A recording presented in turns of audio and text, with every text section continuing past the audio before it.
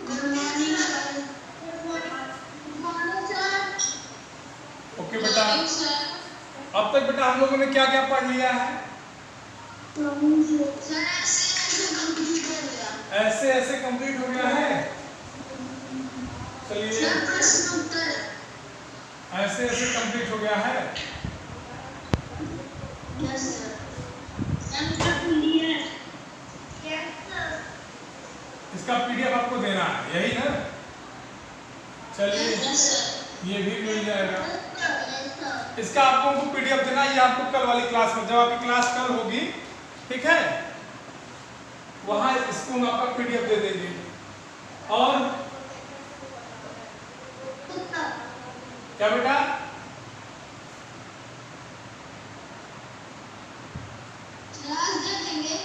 आज नहीं देंगे बेटा, कल वाली क्लास जो होगी उसमें हम आपको पीडीएफ दे देंगे। आज हम जो नया टॉपिक पढ़ेंगे वो पढ़ेंगे आपका चैप्टर नंबर 34 है, निबंध लेखन। आपका जो टॉपिक है आज चैप्टर नंबर 34, हाँ, हिंदी ग्रामर में आज हम पढ़ेंगे निबंध लेखन। क्या पढ़ेंगे? निबंध लेखन। आप लोगों के लिए टॉपिक थोड़ा सा नया, हाँ, अगर टॉपिक नया होगा तो इसको ध्यान से सुनना, ध्यान से समझना, और जितनी भी चीजें इसके बारे में हम आपको बताएंगे, ठीक, वो एकदम ध्यान से सुनना। देखो, अगर हम निबंध शब्द को ले तो निबंध बेटा जो शब्द है ये दो शब्दों से मिलकर बना है, एक निह और एक बंध। एक निह और एक बंध, ठीक। निबंध का मतलब होता है कि आप कोई ऐसी रचना करिए जिसमें आप स्वतंत्र होकर लिख सकते हैं, अपने विचार देने के लिए आप पूरी तरह से फ्री हैं। जैसे मान लीजिए आप गाय पर निबंध लिखते हैं, तो गाय पर आपको जो भी जानकारी है, एक एक बात ध्यान से समझना, गाय पर आपको जो भी जानकारी है आप सब दे देंगे। जैसे अगर आप लिखते हैं तो क्या लिखेंगे पहले? कि गाय कहाँ है? पालतू जानवर है। कहाँ पाई जाती है? घरों में पाई जाती है। दूध देती है, दो सींग होते हैं, दो आंखें होती हैं, चार पैर होते हैं। इन सब चीजों को आप जब इस विषय पे आपको दे दिया जाए लिखने को, तो आपके मन में जो भी चीजें हो गाय के प्रति सब आ जानी चाहिए। फालतू बात नहीं, सही बात, ठीक। तो यही बेटा जो रूप लेगा वो होगा निबंध का। क्लियर इतना? दूसरी बात, निबंध, हाँ, दूसरी बात, निबंध बेटा ऐसे ही नहीं लिखा जाता। निबंध के लिए कोई ना कोई विषय होना चाहिए, और आपको सबसे बड़ी बात है कि आपको शब्दों का ज्ञान होना चाहिए। क्या होना चाहिए? शब्दों का ज्ञान होना चाहिए। मीन्स आपके पास शब्दकोश होने चाहिए। शब्दकोश जानते हो, जिसको आप लोग डिक्शनरी कहते हो, आपके पास शब्दकोश होना चाहिए, ठीक। दूसरा, एक नंबर एक क्या? दूसरा, ये जो बेटा निबंध है ये हिंदी साहित्य की एक विधा का नाम है। आपके मन में, हाँ हाँ, हम समझ रहे थे, यही प्रश्न बनेगा। हिंदी साहित्य की एक विधा है ये प्रश्न बेटा बनना बहुत जरूरी है।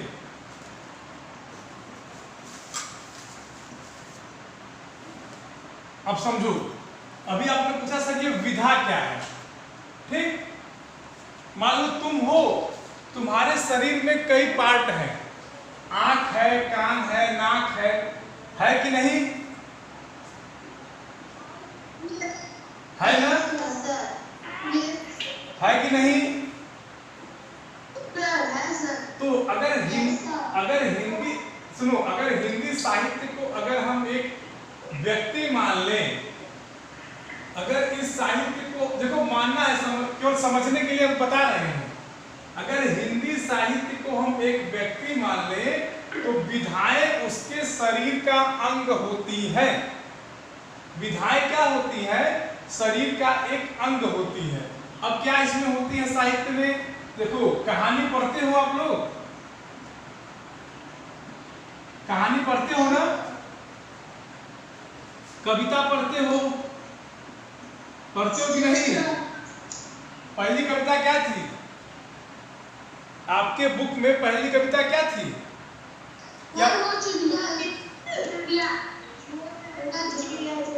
हाँ वह चिड़िया जो, हाँ वह चिड़िया, ये कविता है।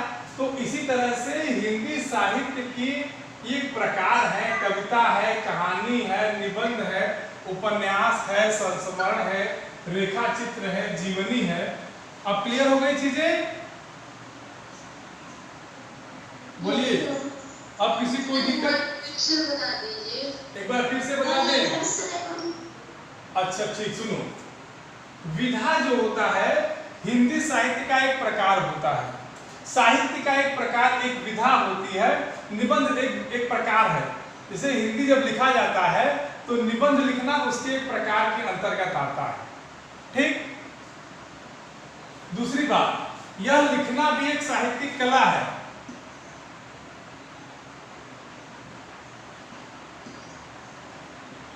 निबंध लिखना एक साहित्यिक कला है, ऐसे ही नहीं लिख जाता है। तो सर इसका क्या मतलब होता है? ठीक।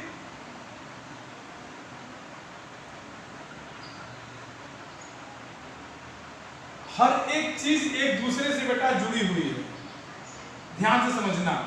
हमने लिखा है कि निबंध लिखना एक साहित्यिक कला है। इसका मतलब होता है कि जब कभी भी आप हिंदी में निबंध लिख रहे होगे, ध्यान से सुना मेरी एक एक बात को, जब कभी भी आप हिंदी साहित्य में निबंध लिख रहे होगे तो आप शब्दों का चयन ऐसे करेंगे, वर्ड सिलेक्शन इस प्रकार से करेंगे कि आपको पढ़ने में खराब न लगे, अटपटा न लगे।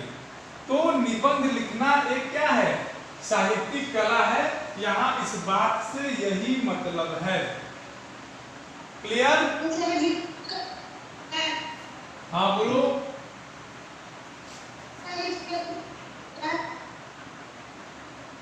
अभी हम सुनो बस, अभी बस आप लोग सुनिए जो मैं पढ़ा रहा हूं। दूसरी बात, आप निबंध ऐसे ही नहीं लिख सकते।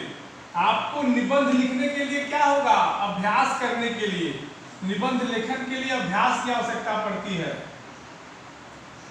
निबंध लेखन के लिए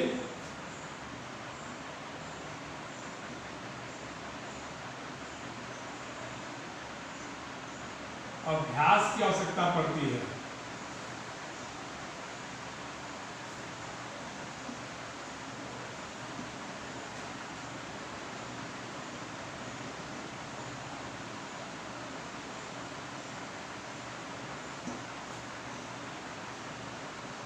देखो बेटा, यहाँ हमने एक लाइन लिखी है कि निबंध लेखन के लिए अभ्यास की आवश्यकता पड़ती है। तो ये तो मान लीजिए निबंध लेखन के एक आपके बुक में दे दिया गया है, एक पार्ट के रूप में दे दिया गया है। लेकिन एक बात जान लो, किसी भी चीज के लिए आपको अभ्यास करना ही पड़ेगा, क्योंकि कहा गया है ना कि प्रैक्टिस मेक्स मैन परफेक्ट।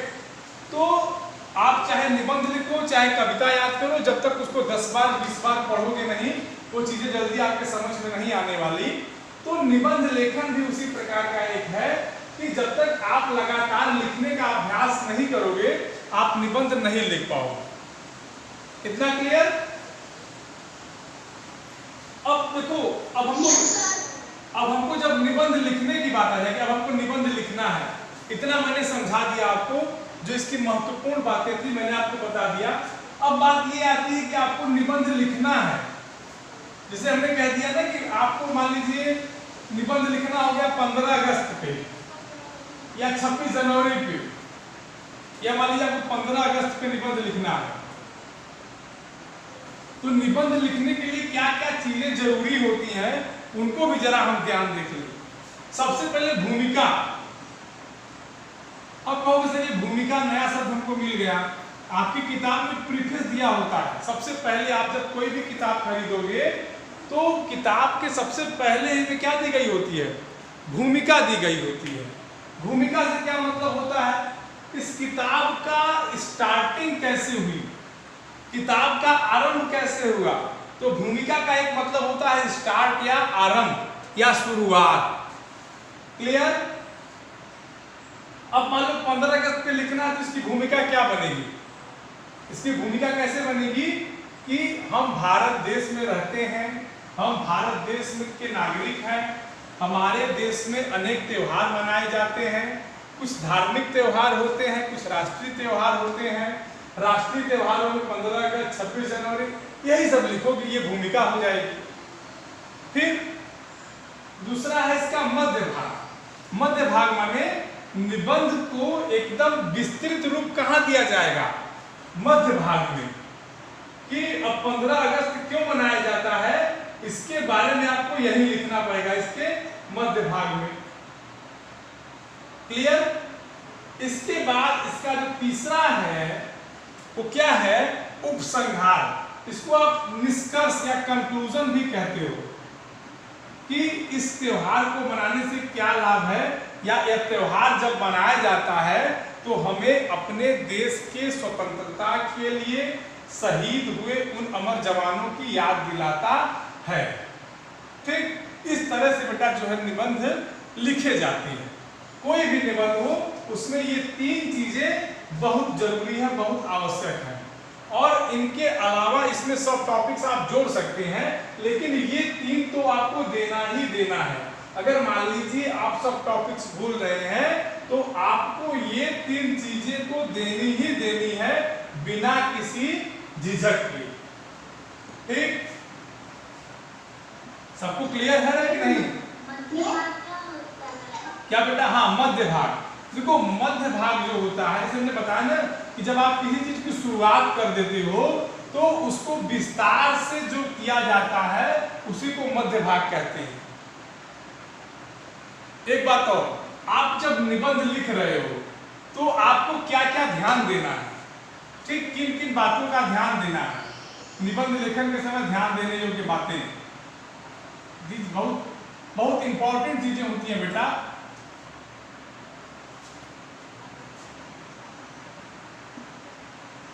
ध्यान देने वाली बात क्या है इसमें, ध्यान देने योग्य बातें।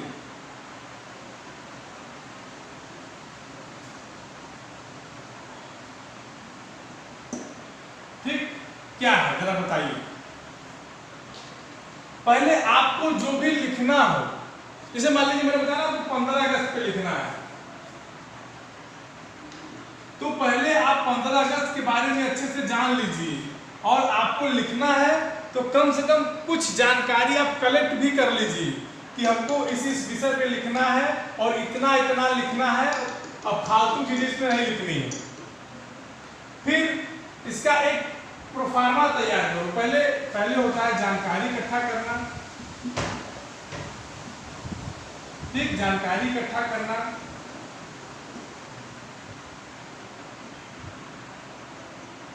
और दूसरा आपका रहेगा कि क्या रहेगा इसमें, दूसरे में इसकी एक रूपरेखा, कैसे लिखना है। रूपरेखा का मतलब होता है निबंध को कैसे लिखना है, रूपरेखा तैयार करना। ठीक, इसके बाद जो आपका तीसरा बनेगा वो क्या होगा, निबंध देखो एकदम सरल भाषा में लिखना चाहिए, सरल भाषा होनी चाहिए। निबंध ऐसे ही नहीं लिखा जाता कठिन भाषा में ना, एकदम सरल भाषा में, ताकि पढ़ने वाला आसानी समझ जाए, उसको कभी किसी प्रकार की कोई दिक्कत ना आए पढ़ने समझने में। और जो सबसे बढ़िया बात है कि यदि आप कोई निबंध लिखते हो तो उसके पहले कोई दोहे या सूक्ति दे दो। कोई दोहा अगर याद हो तो दोहा दे दो, या सूक्ति दे दो, या कोई श्लोक या कुछ ऐसी कविता दे दो जिससे निबंध पढ़ने वाले को अच्छा लगे, समझ में आ जाए। ठीक, इसके अलावा इसका जो 5वां पॉइंट होगा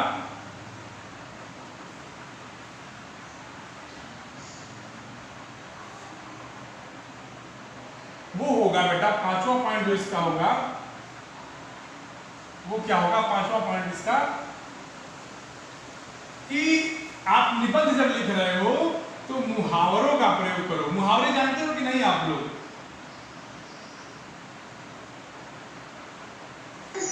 हाँ, मुहावरों का प्रयोग करें।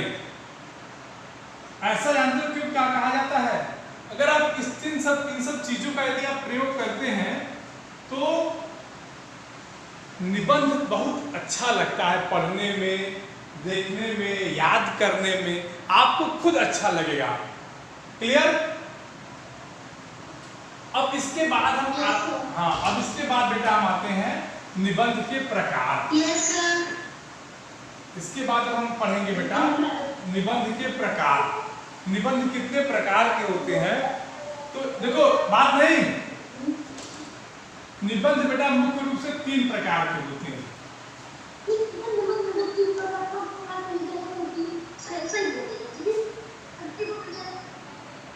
बात नहीं भाई, क्यों बात कर रहे हो?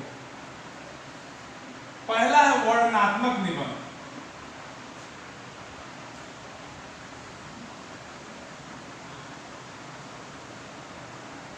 देखो, वर्णनात्मक निबंध क्या होता है? ठीक, देखो वर्णनात्मक निबंध क्या होता है। मान लो आप अपने गांव गए, मान लो इसमें आप स्कूल में हो, गर्मी की छुट्टियों में गांव गए, ठीक, और गर्मियों की छुट्टियों में गांव गए तो वहां जाके गांव में घूमे और आपसे पूछा गया कि आपका गांव कैसा है, तो आपको जो भी चीजें उस समय अच्छी लगी होंगी तो आप क्या करेंगे? जितना भी अपने गांव के बारे में बताएंगे वही निबंध वर्णनात्मक निबंध होता है। मतलब आपने कहीं भी गांव के अलावा और भी कहीं घूमे होंगे और मैं आपसे पूछूं कि चलो बेटा यहाँ गए हो तो बताओ, तो आप जो भी उसके बारे में मुझे बताओगे वो वर्णनात्मक निबंध होगा। क्लियर?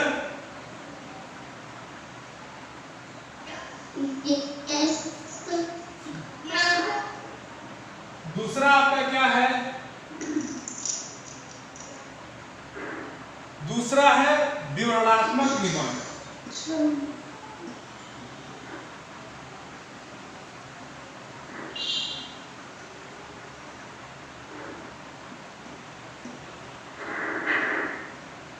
विवरणात्मक निबंध क्या कहता है? आप किसी चीज का विवरण दो। क्या बेटा? अच्छा सुनो, बात नहीं भाई।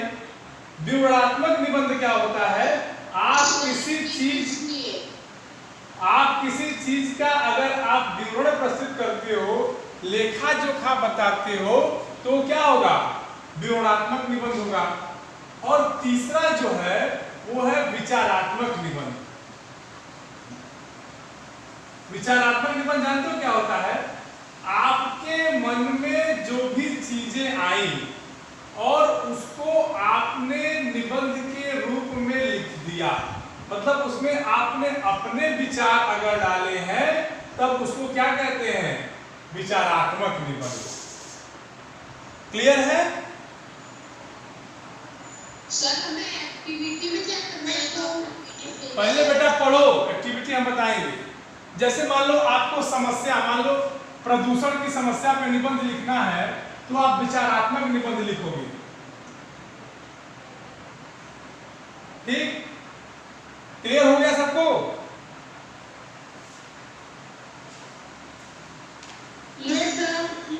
अब देखिए आपके बुक में बेटा, बात नहीं, अब देखिए आपके बुक में कुछ इंपॉर्टेंट निबंध लिए गए हैं, उस पर जरा आप लोग निशान लगा लीजिए।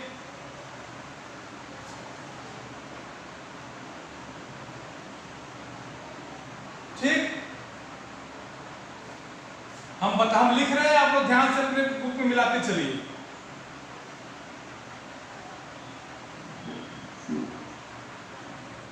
सबसे पहला देखिए क्या है, हमारा प्यारा भारतवर्ष।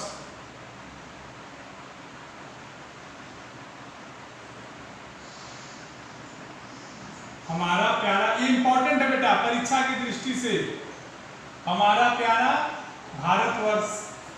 दूसरा निबंध और आपके बुक में होगा, दूसरा भी होगा स्वतंत्रता दिवस, ये तो बहुत इंपॉर्टेंट है।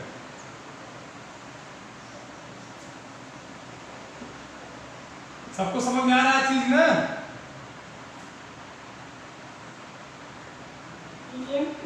तीसरा है बेटा गणतंत्र दिवस, सब नोट कर लीजिए बुक में, सब चीजें बेटा आप बुक में नोट करिए।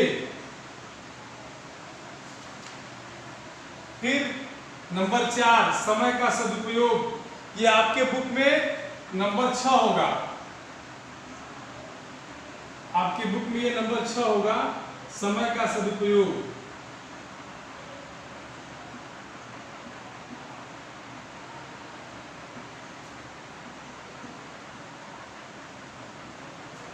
ठीक, और एक दो देख लेते हैं। हाँ, यहां आप देख लेते हैं, आपकी बुक में है वो नंबर 7, इसको हम थोड़ा कलर चेंज कर देते हैं।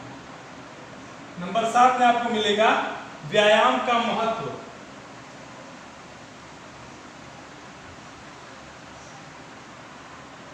व्यायाम का महत्व, ठीक। और उसके बाद है जो इंपॉर्टेंट है वही हम बता रहे हैं आपको।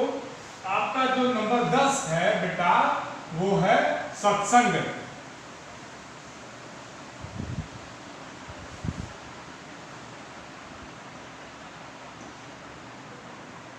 इतने निबंध बेटा आपको परीक्षा की दृष्टि से इंपॉर्टेंट हैं। क्लियर? हाँ, इसको बेटा आप सुनो, इसको आप चाहे तो कॉपी में भी लिख सकते हो या याद कर सकते हो, ठीक, कोई दिक्कत किसी को? No sir. आपके मन के ऊपर है, हमने पढ़ा दिया, परीक्षा में अगर यहाँ से निबंध आए तो आप लिख सको, आपको दिक्कत परेशानी न हो। क्लियर? कॉपी में मत लिखना, आप लोग बुक से ही इसको याद करना, ये बस इम्पोर्टेंट।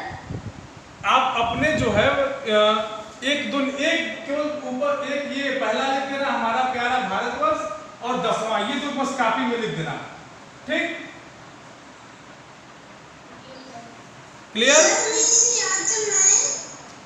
क्या बेटा? हाँ, याद करना है सर, हमें याद तो नहीं है। बिल्कुल याद करना है, बिना याद किए नहीं होगा। Okay sir. अब बताओ कि अब किस हाँ बोलो सर, आप फिर से बता दीजिए, आपसे कौन से लिखने हैं? ये निशान लगा है, देखो इस पे निशान लगा है, 1 और 10 पे निशान लगा है। Okay sir. अब बेटा जिसको जो चीजें न समझ में आई हो, अब बताओ कहाँ किसको क्या नहीं समझ में आया, जितना मैंने पढ़ा दिया।